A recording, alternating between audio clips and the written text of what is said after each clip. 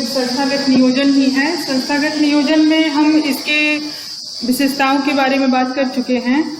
उसके बाद इसकी आ जाते हैं नियोजन के पद, स्टेप, कौन कौन से स्टेप होते हैं। तो इसके तहत आप देख लीजिए संस्थागत नियोजन की तैयारी। आप कोई भी काम करोगे, कोई भी वर्क करोगे तो सबसे पहले उसमें क्या आता है, प्रिपरेशन आता है, तैयारी आती है। तो संस्थागत नियोजन की तैयारी, यहाँ पर तैयारी हम कितने लेवल पर करेंगे, 2 लेवल पर करेंगे। किसके, सबसे पहले अपनी आवश्यकताओं को हम लिखेंगे कि हमारी आवश्यकताएं क्या है, और उसके बाद उसमें उन आवश्यकताओं के गुण दोषों को लिखेंगे। यानी कि तैयारी हम 2 लेवल पर करेंगे। सबसे पहले हम अपनी आवश्यकताओं को लिखेंगे और उसके बाद उस आवश्यकताओं के क्या लाभ हैं, क्या दोष हैं, क्या हानि है, उन सभी को लिखेंगे। यानी कि इसके 2 लेवल पर इसकी प्रिपरेशन होगी। अगला है स्रोतों का अध्ययन। अब स्रोत कौन कौन से हैं, तो यहाँ पर जो संस्थागत नियोजन के स्रोत हैं उन सभी स्रोतों से जानकारी, सभी स्रोतों से इंफॉर्मेशन को कलेक्ट करना। तो इसमें कौन कौन से स्रोत आ जाते हैं, जैसे प्राथमिक विद्यालय आ गया, आपका माध्यमिक विद्यालय आ गया, और शिक्षा प्रदेश सरकार के द्वारा जो फैसिलिटीज मिलती है हमें, एनसीईआरटी के द्वारा जो फैसिलिटीज मिलती है हमें, उस सभी स्रोतों से जितनी भी इंफॉर्मेशन है, जितनी भी हमारी अपनी जरूरतें हैं उनसे शेयर करेंगे और वहां से जानकारी को हम इकट्ठी करेंगे। अगला है योजना का प्रारूप। योजना का प्रारूप हम किन लेवल पर बनाएंगे, इसके प्रारूप को बनाने के लिए हमें, योजना के प्रारूप को बनाने के लिए हमें सबसे पहले हमने संस्थागत नियोजन की तैयारी कर ली और उसके बाद सभी स्रोतों से जानकारी इकट्ठा कर लिया, और उसके बाद हम यहाँ पर सभी साधनों के निर्माण करके इस स्तर पर यहाँ पर हम योजना को, जैसे जो इसके विशेषज्ञ हैं उनसे डिस्कस करेंगे। यहाँ पर उसके लिए एक प्रारूप बनाएंगे। प्रारूप का मतलब क्या होता है, ब्लूप्रिंट तैयार करना। किसी भी चीज को, जैसे आप प्लान बनाते हो, प्लान बनाने से पहले आप उसका एक रूपरेखा बना लेते हो।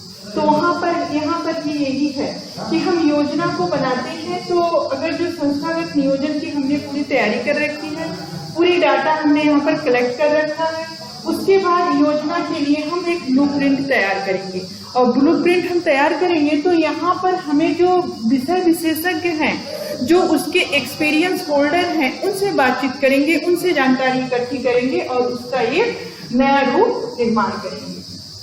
उसके बाद योजना के प्रारूप पर विचार विमर्श करना।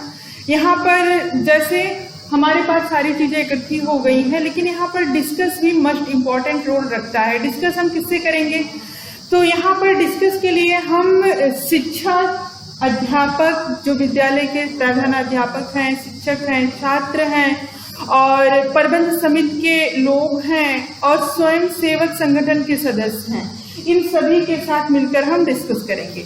अगला, जो समाज के प्रगतिशील व्यक्ति हैं, जो इच्छुक हैं कि हाँ हमारी शिक्षण संस्थाएं यहाँ पर आगे बड़े काम करें, तो जो समाज के प्रगतिशील व्यक्ति हैं उनसे हम डिस्कस करेंगे।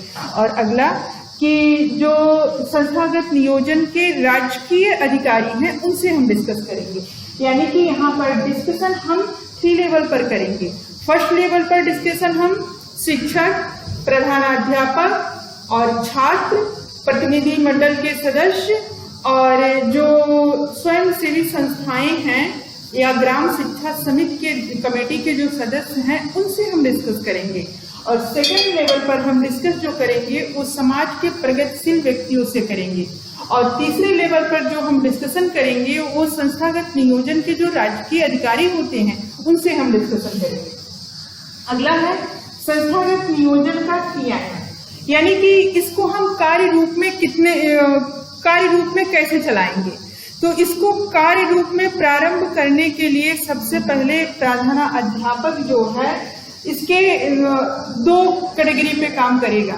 एक तो यहाँ पर जो आवश्यक मूलभूत आवश्यकताएं हैं उसके बारे में, और सेकंड लेवल पर यहाँ पर जो प्रधानाध्यापक की जो वर्ग निश्चित किया हुआ है उसके नेतृत्व के बारे में।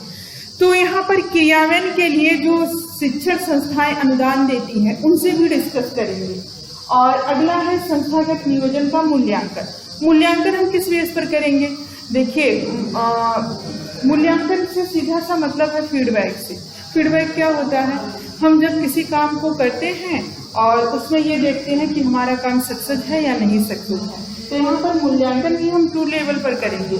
सबसे पहले जब हम योजना की शुरुआत करेंगे तब हम मूल्यांकन करेंगे कि हमारी स्कीम सही तरीके से काम कर रही है या नहीं, और दूसरे लेवल पर जब हमारी ये प्रोग्राम पूरा हो जाएगा, ये जो हमारा ऑब्जेक्ट है, लक्ष्य है, वो पूरा हो जाएगा, तो उसके बाद हम मूल्यांकन करेंगे कि हम सक्सेस हुए हैं, तो उसके पीछे के स्रोत क्या है, उनके पीछे के स्रोत क्या रहे हैं। इसके बाद हम बात करते हैं कि कितने स्टेप पर होता है जो संस्थागत नियोजन है, इसके लेवल क्या है।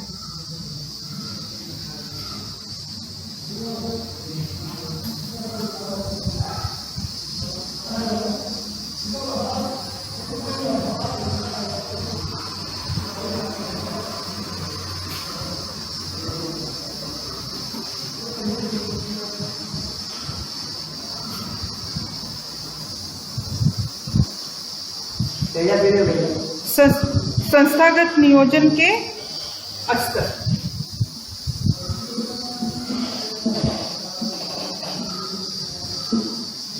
कितने स्तर पर हम संस्थागत नियोजन को अप्लाई करते हैं। इसके 3 स्तर हैं। सबसे पहले जिला स्तर,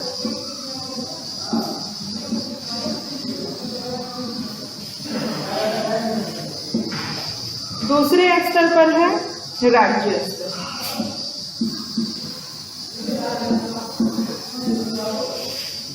तीसरे पर है राष्ट्रीय स्तर।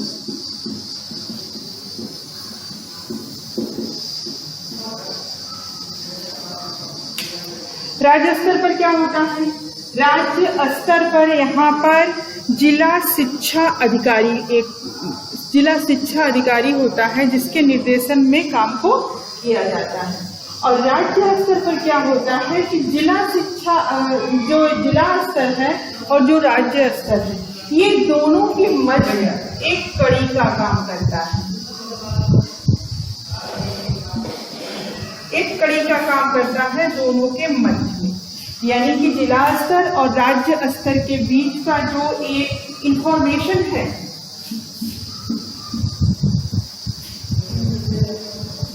ये दोनों में एक मध्य में एक कड़ी का काम करता है। और अगला जो है राष्ट्रीय स्तर। राष्ट्रीय स्तर पर हमें यहाँ पर जैसे NCERT है और SCERT है, इसके तहत जो अदर, यहाँ पर हम ये कह सकते हैं कि जो हमारे देश विदेश के सर्वेक्षण के बाद जो यहाँ पर जो एक रिजल्ट आता है, जो जानकारी, जो इंफॉर्मेशन का एक रिजल्ट आता है, उसके बेस पे हम अपने संस्था में सुधार कर सकते हैं। यहाँ के लेवल को देखते हुए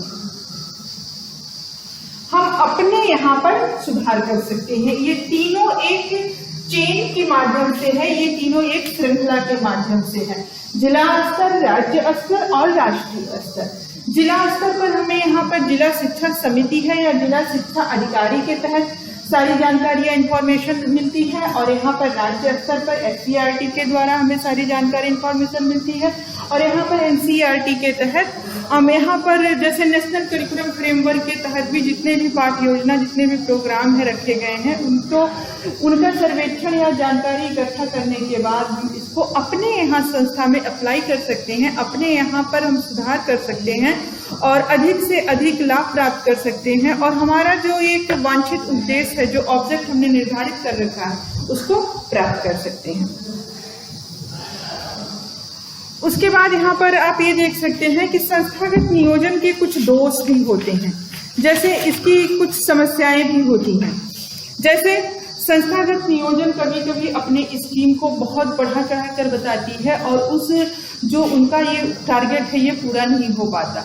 और अगली बात कि शिक्षक के ऊपर शिक्षण के अलावा और बहुत ज्यादा वर्कलोड पड़ जाता है, जिससे वो उस काम में इंटरेस्ट नहीं लेते हैं, और कभी कभी ऐसा होता है कि जो संस्थागत नियोजन में रुचिपूर्वक जो काम करते हैं, यानी कि जो इंटरेस्टेड हैं और काम करते हैं, तो उनको मैनेजमेंट का प्रशंसा मिलता है, मैनेजमेंट उनके प्रति सिंपैथी दिखाती है। तो जो और अदर वर्कर होते हैं वो उसमें जल्द से दिखाते हैं, और जो हमारा वो टारगेट है उसको पूरा करने में वो बैरियर्स का काम करते हैं।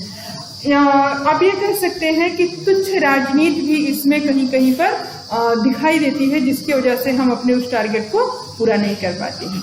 थैंक्स। इसके आगे बढ़ते हैं।